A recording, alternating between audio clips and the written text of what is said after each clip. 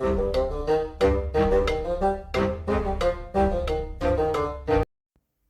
and welcome to the Critically Clueless. I'm the Monk, and today we are in Pathfinder Wrath of the Righteous, once again doing another character build.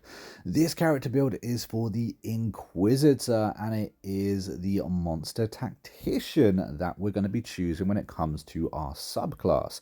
If you are interested in seeing more build guides just like this, or just more Pathfinder content, don't forget to hit that like button and subscribe to the channel. We also have an active and growing Discord where you can jump in, chat about this game, tell us where you're stuck or what you like about it.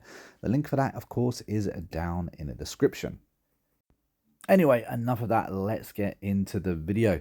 Now, when it comes to the Inquisitor and the Tactician, there are a lot of different classes that work well for this, but I'm going to be going for the human class. I think the human class honestly works for almost every build in the game. It's just the most diverse, and this is, of course, a beginner's guide.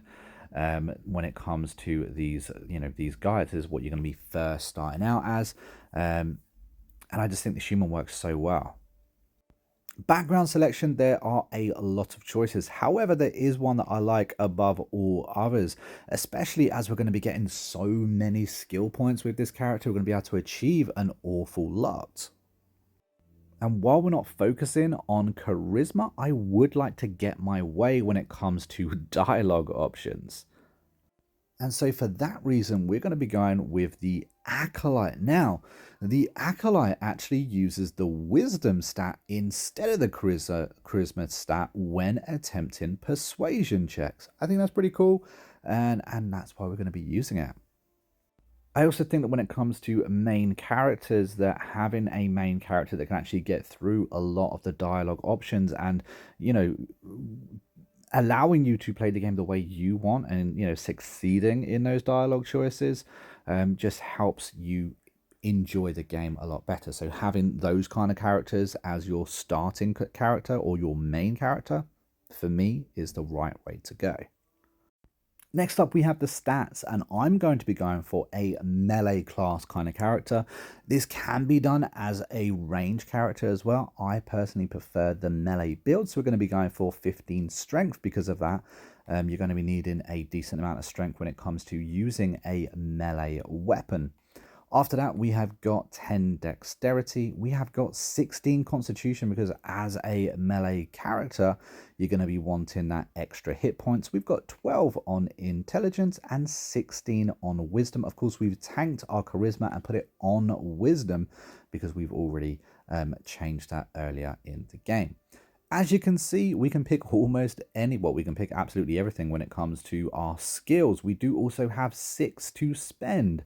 As we're a melee character, athletics, mobility, and trickery are really good options, as well as perception and persuasion. Perception meaning we're obviously going to be able to see everything in the world. This is really a key to all kind of character. I've also made one of these other builds before talking about, the key to all, the master of all. This is one of those characters you are going to be able to have access to almost anything when it comes to the world. On this character, knowledge of world, knowledge of nature are really good picks as well. But I would say to you, because you have so many skill points to assign, have a little look-see at what you think is going to best help serve your game and plan your companions accordingly. Now, we are naturally monster summoners, meaning that as we level up, we are going to be getting those feats and those abilities in the game. So when it comes to actually picking our feats, we can pick things that actually strengthen us. We've already got our monsters. That's brilliant. But what we're also going to be doing is being a melee character ourselves. So picking things like armor proficiency and wearing that heavy armor, really good option. Do love a bit of heavy armor. Toughness as well, I think, is a very valid choice for this character too. Along with endurance, really can't go wrong when it comes to picking endurance. With endurance, you gain a 2 bonus to athletic checks, and you also gain a 4 bonus to fortitude saves against fatigue and exhaustion, which do happen quite a lot when it comes to different things that can exhaust you in this game. Something you have to keep an eye on. It necessarily sometimes just goes under the radar. I also really like Fast Learner. As we're human, we gain one extra skill point um, every time we level up. I think Fast Learner is one to pick personally with this character. I think it works really well. So we're going to be picking Endurance and Fast Learner. Up next is deity choice, and this time it's actually a little bit more important as to what you pick. Honestly, I don't see any of them being better options than Estriel. With Estriel, you get the domain of animal, which is very important for our build and for, how we're playing this game. Um, at level 4, it will grant us an animal companion as well. And there's some really good animal companions in this game. When it comes to animal companions, pick which one you think is best for you and your character and the way you want to play. They're all very, very good. But Animal Domain is an absolute must on this build, so make sure you pick it. Up next, we have got to choose our spells. Now, we only get 2 spell choices here, so you kind of have to pick a little bit wisely. Bless is a very good option. You will probably have someone else in your party that does have it, but it is a very, very good option. I also quite like Cure Light Wounds. Whenever there's an opportunity to have a character that can do a little bit of healing, I think it's good, especially if you're new to this game. If you are going to be needing those extra, heals when you don't have enough potions, being able to quickly cast a spell to use a heal is really useful. And so it's why I quite often pick Cure Light Wounds. I do think there's a few other good options. However, I think Magic Weapon would be a very good option as well as a Shield of Faith. I think that's another one you could pick, but Divine Favor is also a very strong option. It calls upon a strength, or it calls upon the strength and wisdom of a deity.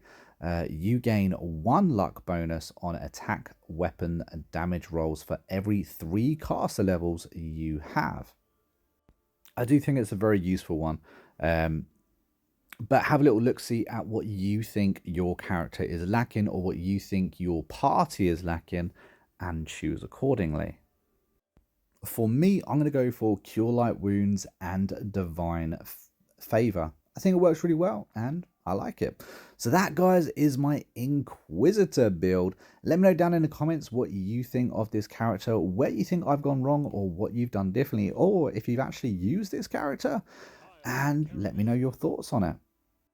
And don't forget, guys, I am taking requests when it comes to these character builds. If there is a class or a subclass that I haven't used just yet and you would like to see how to build it, or maybe you just like to see how I would build it compared to how you are already building it, let me know down in the comments. I'll do my very best to get that video up and on the channel as soon as possible.